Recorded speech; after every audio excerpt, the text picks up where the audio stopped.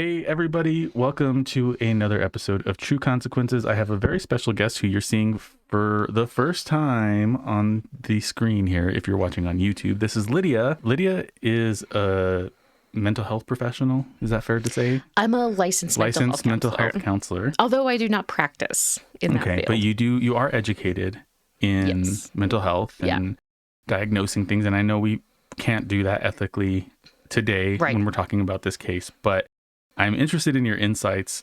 I asked you to watch the Nobody Knows Mark Redwine chapter of this series. So you didn't have a lot of context going into it because you didn't have time to watch all the other episodes that I produce on it. But I just gave you a rundown. So I'm curious what your initial thoughts are after watching those two episodes. So here are my initial thoughts. He definitely exhibits telltale signs of long-term substance abuse, alcohol abuse. There's definitely evidence that I would say is of cognitive impairment. That's you would typically see in somebody who's been drinking a lot for a long time. He's definitely also somebody who appears to me to be very comfortable with lying. Yeah. Even when the lies don't make sense and even when they're non-linear, which was like very bizarre. There was no consistent linear pattern of his storytelling. You know, when you tell a story, you start from the beginning, there's a middle, and there's an end. And his are not that way.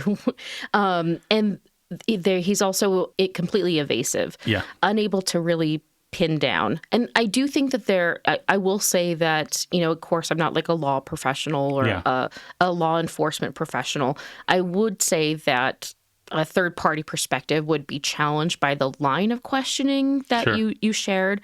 The detective herself seemed to be allowing him to be so evasive. And you could see sort of her counterpart trying to interject and saying, again, what were you doing? Yeah. Whereas she was kind of, I don't know if they were intentionally doing like the good cop, bad cop thing. I don't think it was that. You know, it's interesting that you bring that up because I did notice that.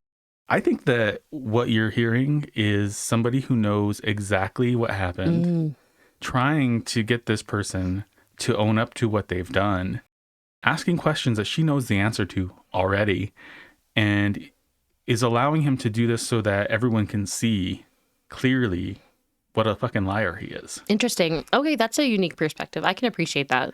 You saw clips of it, and myself and Jackie, we watched hours and hours of this exchange. And it just seemed very clear to me, like she kept leading him to these places, and it seemed very intentional. And I actually used to know Peggy. I haven't known her in a long time. I haven't spent time with her in a long time. I used to work with her partner way back. And so Peggy's brilliant. She's really smart. I think she knew exactly what she was doing. You know, she even goes so far as to call him out. Like there was one point where she's like, my experience is most parents who have a missing child remember every single detail of that day, and they go through it in their mind over and over and over again. And this was right after he said, I don't really remember what happened. And I could appreciate that. And I would just say from what I observed is that my perspective was that there was a little bit too much like coddling of the situation, sort of, oh yes, you know, we all know teens are difficult, they don't want to hang out.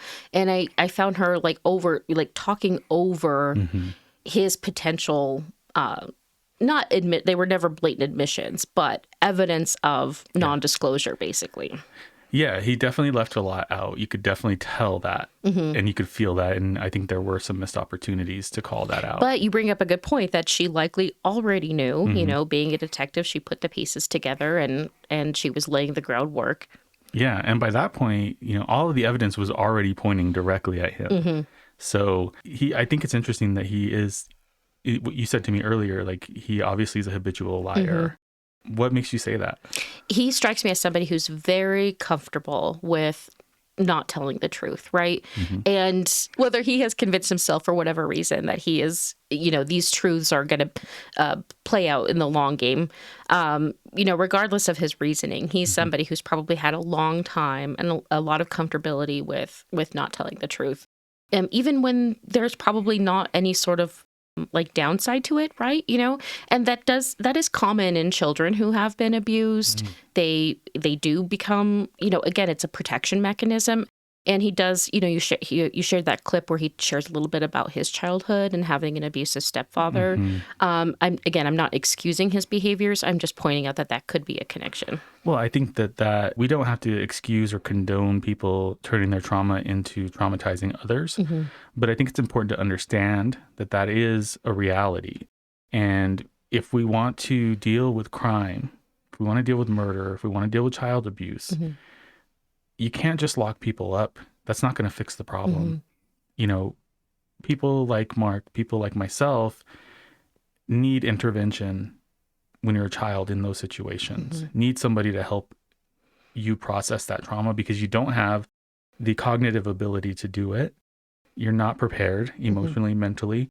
And so it's a long process. I'm still dealing with mine, And so while it doesn't excuse Mark's behavior, it does help us understand why he was the way he was. Right. Like there's a potential connection there. Yeah. Potentially, right? It's entirely possible that he does have a personality disorder, and there's not really any fixing that. But if it is anything else associated with like abuse and trauma and stuff like that, yeah, I think you're right. That people should be given an opportunity to repair that damage, if possible. Yeah, and if there were more resources available for people in those situations, I wonder if we would have less substance abuse, we would have less child abuse, we would have, you've got to stop that cycle. Well, before we started recording, you also talked about, a little bit more about the divorce and the bitter custody thing. And I was thinking just, even listening to him speak, it was almost forced, in my perspective, it was almost forced about his sort of connection with his son. I don't think that he really had or necessarily saw his son as like an individual that he loved and cared about. To me, it sounded very similar to people who see another person as something that belongs to them. Or like an extension of themselves. Yeah. Or like, you're my son, and that's just your identity. Right. You belong to me. Right. And I get to call the shots. You have no autonomy, and what I say goes. And obviously we know that's not the healthy way to respond to children, right? Well, and a teenager is going to lash out against that, right? And push those boundaries and keep trying to anger that parent. And it is a very like old school mentality about, children should be seen and not heard. And they're just, like you said, an extension of their family. They have no autonomy. They have no identity. They are just there to serve at the pleasure of their parents, basically, until they reach a certain age, and then you somehow automatically have an identity. You're magically an adult that knows everything. So there was something very off-putting about that I didn't get a very genuine paternalistic feeling of love and devotion to his son. It was more of like a property thing, like, this is something I owned.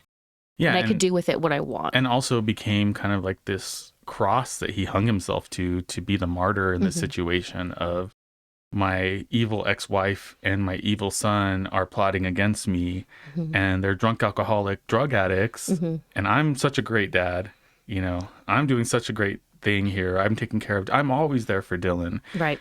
In the court hearing for the custody battle, the lawyer, Elaine's lawyer, was like, how many times have you exercised your 50% custody? And he's like, none. Right. She's like, so you're complaining about the mom going to work without having childcare, but you've done nothing. Right. And he's jealous that his son has developed these independent relationships outside of him, not just with his friends, but obviously with his brother and his mother. And it's like it spurns on this like jealousy almost, like, how dare you have people other than me?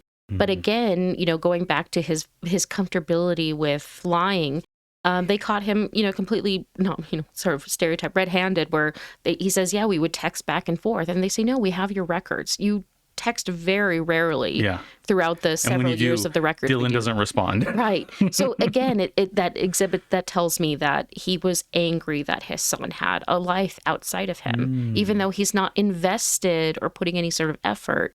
And again, it's like, you should respond to me. I'm your father. You don't have an identity. I'm your identity. Right. No, that's a really good point. What do you think about his propensity to blame other people for everything that's happening?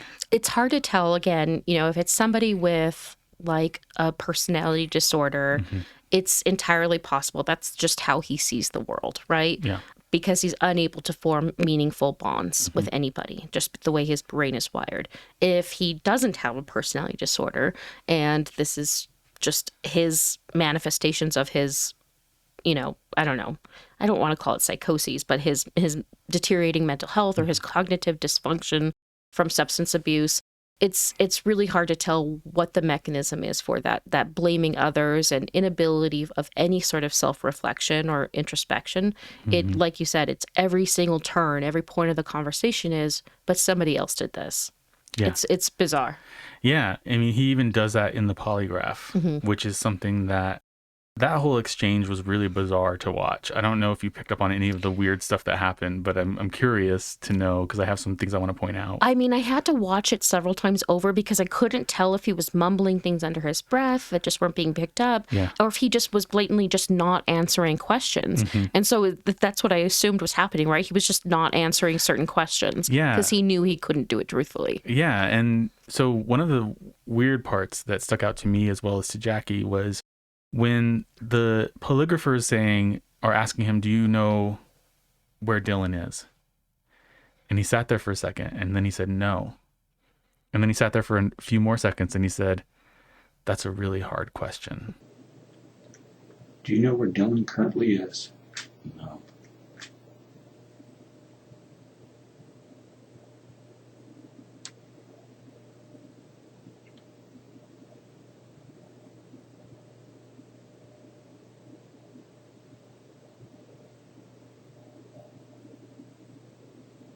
That's a tough question.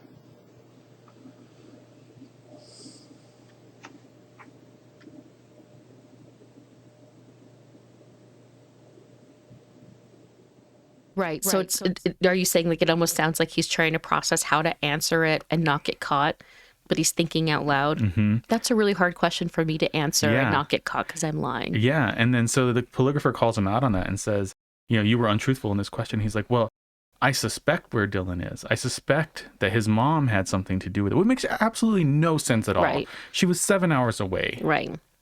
Yeah. How could she have had something to do with it? Yeah, it's really hard, again, to tell if he has the ability to be that intentionally evasive, if he knows, if he's that calculating, or is this like secondhand damage from years and years of alcohol abuse? Yeah. It's hard to say. But it's definitely, you can tell that was a struggle. That whole polygraph was a struggle for him. And I know polygraphs are problematic. I don't know if that's the right word. They're not always reliable. Yeah. But I think when you look at that with all the other evidence, it kind of starts to paint a little picture. Yeah. Yeah. It was definitely damning. I would say that is in the least. But again, you bring up a good point about polygraphs. I don't know. I mean, we know that they're not reliable. It wasn't a good look for him. It's not a good look. And you bring up, that line of questioning additionally when the clip that you shared about, 20% of my son's body has been found. We all know 80% is still out there. I mean, I was like, is he trying to argue that maybe a limb is gone and he could still be a functioning, walking human being? Yeah, I think he was setting up the stage for the defense that came later, which was that an animal got him and scattered his remains on that mountain. Not likely. And when the whole trial happens, they bring in wildlife experts and national parks people, and they're like, there's no animal that would have done that. They wouldn't have taken his backpack. They wouldn't have taken his backpack. Right. A mountain lion has no need for a backpack. Right. And it doesn't explain the blunt force trauma to the skull, right? Right. Or the massive amounts of blood that were found in Mark's house. So, that. Just a small detail. Yeah, that little minor detail. It's definitely interesting. In grad school, we would have to watch these very old school videos where like the fathers of certain philosophies in mental health counseling and psychology would use their theory for a line of questioning with a potential patient. And it was videos from like the 1960s and 70s. So, it was very dated, but still very fascinating. And it was almost like watching that, it was like watching somebody present, like using a theory and sitting down somebody who is probably clinically insane and interviewing them in that capacity. That's the feelings that I got when I was watching those clips. Wow. That's really fascinating. Yeah, I mean, I knew you were going to see some things that I didn't see or that Jackie didn't see just because you have a different perspective. You have a different education. You understand things in a different way. So I appreciate that. That's definitely... I could be entirely off No, about all of it. I think it's interesting to think about it like that, like as a case study. And he also, his physical manifestations of his alcohol abuse are very apparent as well, with his ruddy cheeks and his swollen features and his bulgy eyes. Bloodshot eyes. Yeah, those could all be things of like, hyperthyroidism or something like that. But that is like textbook physical manifestations of long-term alcohol abuse. And you can hear in some of those clips too, his slurred speech. And again, these, non-linear thought processes that you can't, again, there were multiple times where I honestly couldn't discern whether or not he was intoxicated or if he was intentionally trying to be deceptive. Wow. That's an interesting point. Somebody had commented on Patreon, because a lot of these episodes are already on Patreon. She said that it's really chilling to see how he goes from lying to like this affable, friendly persona that he seems to put on. Did you see any of that? Yeah, you could definitely tell where he's trying to have kind of laughabouts with, investigators and that sort of thing. Oh, those stupid teen movies, teens and their computers and whatnot. And again, it sounded very phony and disingenuous and Forced. And, very forced. So it's very hard to discern whether or not that is just his poor social functioning skills, or if he's severely intoxicated, or if this is just somebody who has been lying to everybody their entire lives. Yeah. Maybe it's a combination of all three. It could be a combination of all of those things. Absolutely. So there's this clip I'm going to pull up here. So this is where he's being interviewed by the news, and he's talking about, how he's praying to Dylan to come back home, ask your abductors, to let you go, and everything's going to be okay, and we're going to have you back. The whole time he knows. Right. Her phone rings. And then look at this face, this expression he makes. Pray to your abductors that they're going to let you go, and everything's going to be okay, and we're going to have our son back. I'm sorry about that. Yeah, that's fine. I turned my work one off, but...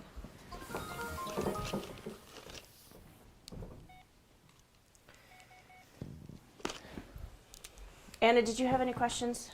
You've been kind of the silent partner and all this. I mean, it's a little bit chilling, the look in his eyes. That he's looking at the camera? Well, when he looks away and he's just kind of like staring off into nothing, and then he looks at the camera and there's just like this piercing gaze. I don't know. I don't know if it's anything, but it bugged me and it bugged Jackie. Right. And I think that's probably because, again, you're viewing it, and this is just my thought, that you're viewing it knowing what you know, right? If you had no idea and this was just... you were just watching, I don't know. If you were just watching without not knowing, or without knowing what you know, I don't know that would be that jarring. Anytime anybody makes direct eye contact with a camera, it triggers something in us because it's an unnatural movement. Yeah. And so knowing what you know, that applied to that probably makes it more unsettling. But if you didn't know the background, I don't know that you would be as unsettled. You might just be like, what is that creep looking at? Like, I probably wouldn't be as hyper aware. Right, exactly. But I do feel like he does give creepy vibes in that moment, especially when he's staring off, like to the distance. And again, it's really difficult to tell with him when he is sober and when he is not sober. Yeah, I mean, if you look when they zoom in on his eyes, they're like bloodshot. Right. And all of his interviews, when you do what we call biopsychosocial analysis, you're doing an intake with somebody, you're seeing if they're oriented, to time, to their location. You're also looking at how do they look physically, right? Are they unkempt? Are they disheveled? Not just, I'm a grunge kid and I'm, wearing baggy clothes or something like that. But do they look like they're able to care for themselves? Are they able to brush their teeth or grooming themselves? And I would argue that he does not necessarily look like that person, although it does look like he shaved for the interview. Yeah. But everything else about him looks very haggard and uncomposed. Which is what somebody described him as that saw him the day that Dylan went missing. One of his coworkers. As haggard? Haggard, tired, and not like himself. Really That's interesting. Yeah. And it's, I'm curious if prior to what happened with his son, did he always look like this? If somebody noticed a marked difference after the death of his son, is this just how he looked for the rest of the time after his son died? It's interesting. I mean, when you see him in court in the trial, he definitely looks more cleaned up. He's wearing a suit. He's wearing a suit, and he's shaved, clean cut, all that stuff. And was he detained the entire time?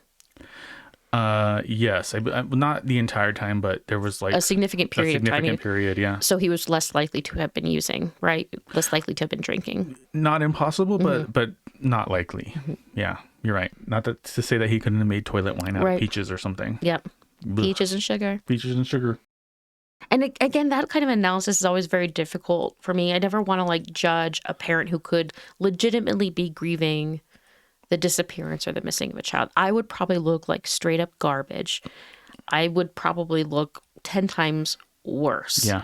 But it's interesting if he must already sense that he is potentially a subject, right? Of interest. If he doesn't, then he's completely clueless. Right. To everything in the world. Because it's very obvious. So it could be an unfair criticism for me to point out how haggard he looks. But to me, this is more representative of not only his alcohol abuse, but maybe some guilt. Yeah. I don't know. I don't know about the guilt part, actually. I don't know. Because again, the energy or the things that he says about Dylan is more of an object than a person when he talks about Dylan. And when he does try to expand on his feelings for Dylan or their relationship, we know that it's not true. It's all very superficial. He's lying about that piece. Yeah. Yeah. It doesn't go very deep. So that's weird. It is weird. Yeah. Maybe he had a long couple of days of drinking, to deal with whatever he was processing from what happened that night. What do you think about this part where the friend and the organizer went to go confront him for what he said about her and her cancer? And he gets enraged and is, basically antagonizing them. Trying to start a physical fight. It's a challenge because they also went to his home, right?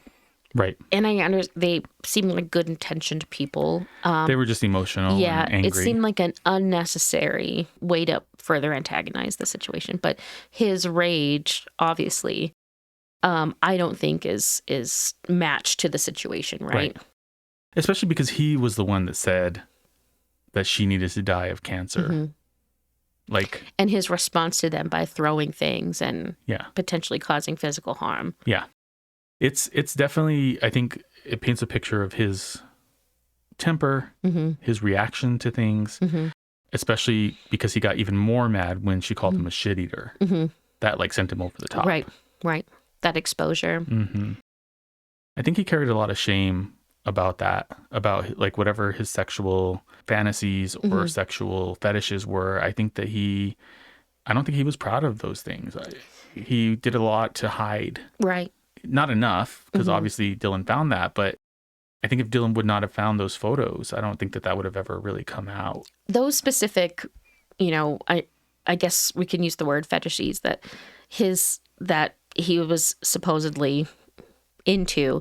The only piece that made me super uncomfortable was the wearing the diapers, right? Because to me you're bringing in some infant child perspective into it. And to me that starts to blur the lines of not only child abuse but sexualizing children, and especially creating a sexual nature around somebody who can't give consent. So that's the piece that kind of upset me most about the allegation of those images. And of course, the feces and stuff. Yes, there's versions of pica or pica where people have an urge to ingest things that are not edible. I don't want to say that that's what's going on with him, but the piece that bothered me the most was the use of children's clothing items and the diaper and that sort of thing. That's a really good point, the sexualization of minors, and it's something that it didn't cross my mind until you brought it up. So thank you for bringing that up. Yeah. That's terrifying. And I just really want to talk more about the court-ordered visitation. Yeah, let's where talk about you that. have a child who's old enough to express, I don't want to go. And he did. And he was told, you have to go. And I can only imagine the stress that his mom must have felt, like, because you don't want to get in trouble with the courts and have to incur attorney's fees. And you could be arrested if you were defying a court order, obviously, especially when custody and visitation is. Which would make the situation way worse for Dylan. Right, because then he would have to go to his dad. But I can't believe that we still don't have, or maybe there is a mechanism in place where we are not listening to children who can verbalize, I don't want to be a part of that person's life right now. Please don't make me do that. Yeah. And we just say, no, that you're a piece of property. This person has 50% rights to your body. That's so bizarre to me. It is, I think that judge probably wishes he would have known what everybody found out later about Mark, because he didn't really have all the information when he made that decision. He was trying to do what he felt was the right thing. And in a normal situation, it would be the right thing. In a normal custody battle, it probably would be okay for that to happen. Unless you had a minor child who was able to express to the courts, I don't want this. Right. Well, and they did. But that's the thing, too. The judge didn't really take that because he felt like Dylan was only saying that because he liked his friends in Colorado Springs. And isn't that very troubling that somehow, for some reason, we as adults think that we would know what's best, or we that perceive this child as being disingenuous or manipulating the situation. And I guess that what frustrates me the most is that we somehow perceive children as like being liars or trying to manipulate, or they don't know what's good for them. Right. And that's what makes me so upset. It is frustrating, and it is upsetting to think about that. And also the fact that Dylan didn't bring up any of the stuff that was really bothering him, that says a lot, I think. Like the fact that he didn't feel comfortable or safe enough to say that to the judge in chambers. And again, I think about that really sterile, scary environment that no child should have to be presented in and said, now tell me everything that's on your mind right now. And I would hope that there is a push now, maybe your viewers can attest to this, if there's more emphasis on children having time to process a situation and being given a safe space to tell people what they want and what they feel, whether it's talking to a court-appointed therapist or counselor or a social worker, or or having those emotional support animals with them so they feel safe enough to share what's going on. I can only imagine how scary it would have been for him. Yeah.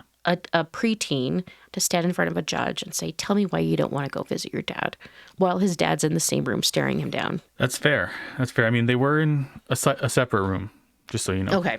So it was a private conversation. In fact, it was sealed until the trial actually happened. They unsealed it, what Dylan said. And it was very much what the judge said, basically. Like, he was like, no, I like my friends. I like the school better.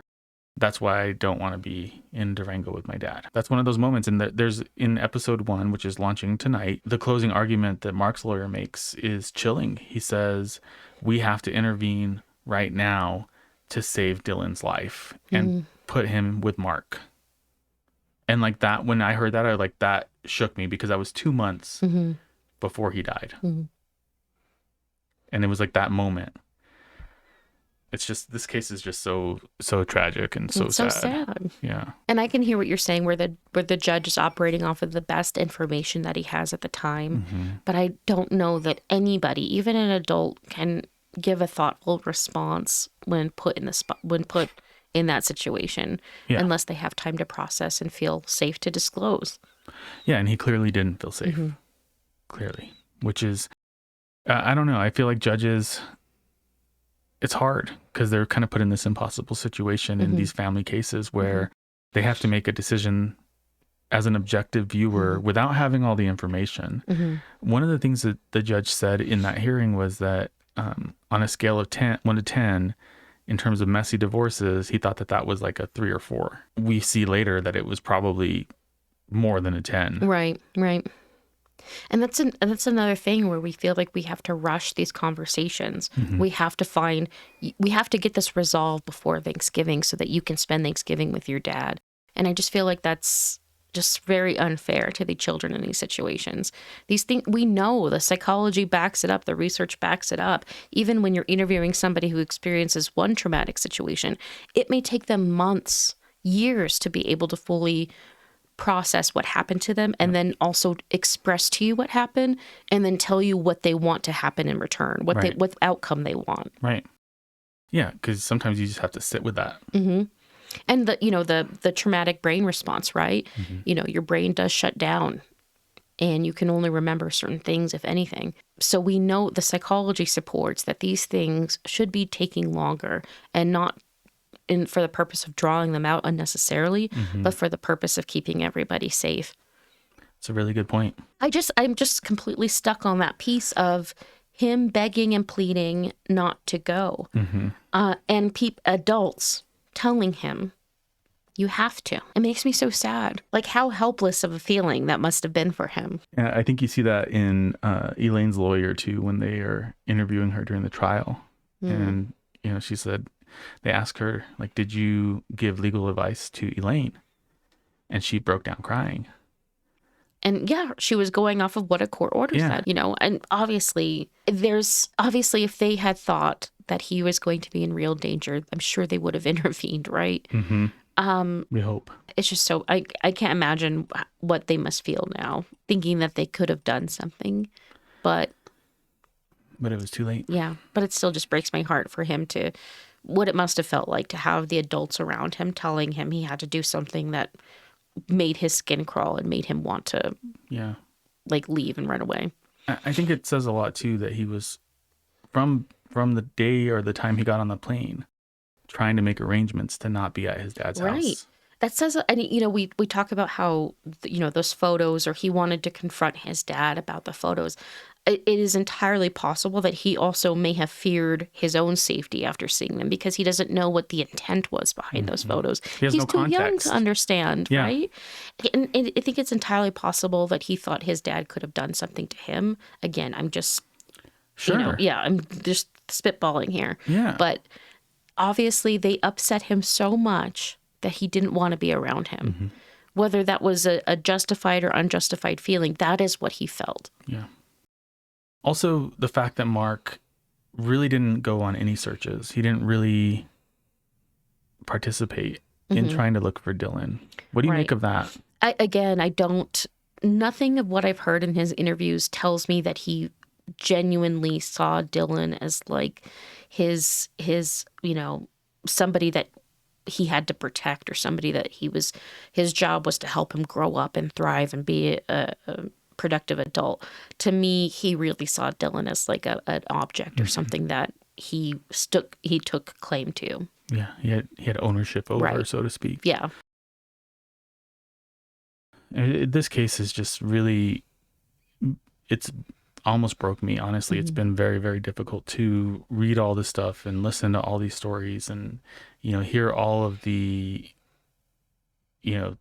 different perspectives of people who had different pieces of the puzzle, but because it wasn't all put out there, then nobody could really figure it out. Right. And that's another argument that I would say that why these divorce cases that are especially messy when you have children who are expressing to you, whether, ineloquently or not, that they don't want to be with somebody, then let's take the time to look at that. Yeah.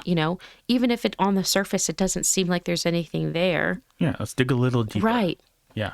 I think that's a great point, and I've been through messy child custody, divorce stuff. It's a nightmare. It's one of the worst things that's ever happened to me. And I know how it is. People will say things about the other person that, you supposedly loved at one point. That are unfounded, that aren't true. But also know their weaknesses and what's going to hurt them the most. And so people will say those things to try to harm the other person. And unfortunately, the kids get really left kind of behind in that scenario. They kind of get forgotten because there's so much drama between the parents. And that it was just really chilling to me when the judge was like, oh no, this is like a 4. And I'm like, man, I wish that everybody would have known what we know now about what happened, because I think that the outcome would have been very different. Right. And anytime, in my work where we occasionally have to do like threat assessment, we call it connecting the dots, right? So everybody or a lot of people probably have one piece of the puzzle. And the difficult part is getting everybody together to put the puzzle piece together. Without that, you don't have the whole picture. Right. So why wouldn't we have the same analysis when we're looking at these custody disputes or, these messy divorces with children involved? Why wouldn't we be pulling all those, as many pieces together as possible before a life-changing decision is made at the highest level with regards to an actual child, like where they're going to wake up and where they're going to lay their head at night? That's what I was going to talk to you about, because Jackie would get mad at me if I didn't talk to you about that. The use of sending a check to Elaine, not to help her, not to give her child support, but to figure out where she lives. Yeah, that was an interesting piece. And they talked about it. You've never sent her money before. Why would you do it now? And he admitted, I had no idea where she was. It seemed very thought out, right? Seemed very intentional. And what was the purpose, right? To find out where she lives. And then what? And what were you going to do with that information after Why that? do you need that information? Right. He did a similar thing to his ex-wife, Betsy. And it's something that if he genuinely said, I want to know where my son is waking up and where is he going to bed at night, then that could have been part of the custody process. Sure. And in the custody process, he was making harassing phone calls to Elaine's employer. So she left that job, got a new job. See, that's very unfortunate that, again, did these things come up during the divorce proceedings? Well, yes, that part did come up during and that's not, again, that makes me so frustrated that is not taken into it in terms of the analysis of the overall safety of the children. It was kind of brushed off. Right? And that's what always happens to women who are being stalked, right? Yeah, and let's call it what it is. He was stalking her. Yep. He admitted it, right? She did not want to be found. She did not want her employer being contacted. He refused to listen to her when she asked him not to. And so in that hearing, she's like, I don't want to provide my employer's information on the record right now because I don't want him to call them. And there was no follow-up? They're just like, okay, you don't have to mention it. See, that is incredibly frustrating, move along. Right? That's incredibly frustrating. Yeah. And of course, this is, I've had several years of training on DV, stalking, IPV, that sort of thing, and threat assessment.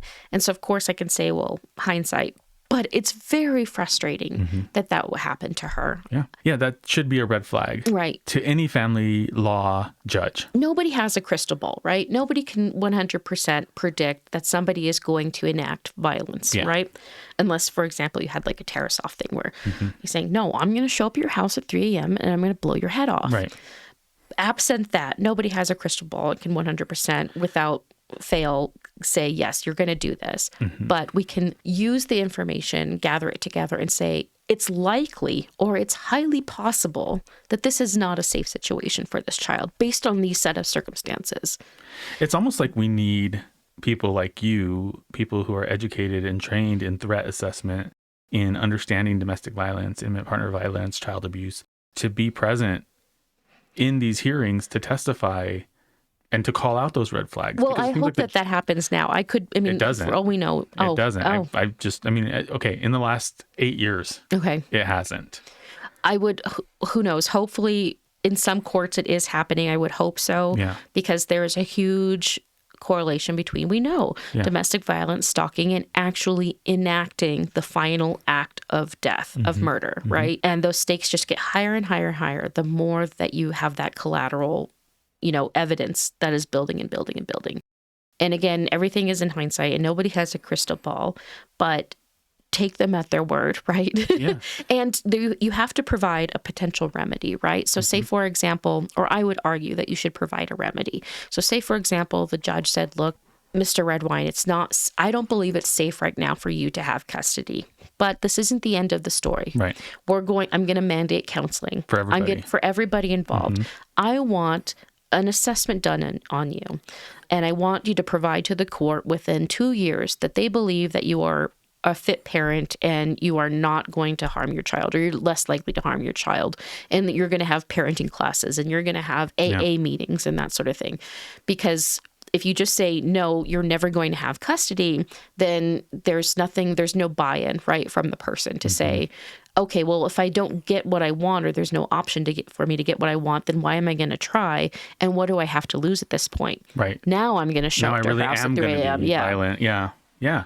That's a fair point. And I think that you brought up something very valuable that's kind of sticking with me, is like, we should be training family law judges and lawyers to spot those red flags, to see them for what they are.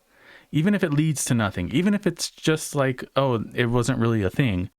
It's like in my job, what I do is it's not threat assessment, but I do like risk analysis and determining what potential things could go wrong based on certain key things that I'm looking at. You know, I'm looking for those red flags so I can dig deeper, so I can ask more questions. And I know that's not a skill that everybody has, but it's something that can be taught. Right. Absolutely. I mean, police are trained in it all the time. Why do they go and see if somebody has a record, right? To see if they have a history of violent acts. Yeah. And it's not just, oh, they have a couple of speeding tickets. No, do they have multiple charges about harm to others? Right. Or threats of harm or stalking or any of that other behavior that is a red flag for more violence. Right? So all those pieces are there already with the courts. We know, and we also know that they do court-ordered counseling. We know that they have social workers to work with families. So I would just, hopefully, maybe one day, there's a way to incorporate it to allow it to take a little bit more time for all of the right information to be collected before these drastic, life-changing decisions are being made. Yeah. It's hard too, I think, because the longer it takes, the more expensive it is for the people involved. And I think they lose patience. You know, I spent tens of thousands of dollars on my child custody issues, and I'm not excited to go back to court. I'll tell you that if I have to. Maybe it's about how it's framed to families, right? And maybe we need to look at why these processes are so expensive. Yeah. But, you know, framing it that it's not intended to harm either party by taking a little time to look into this. Yeah. It's intended to get the best possible outcome for everybody involved. Yeah, that's fair. That's fair.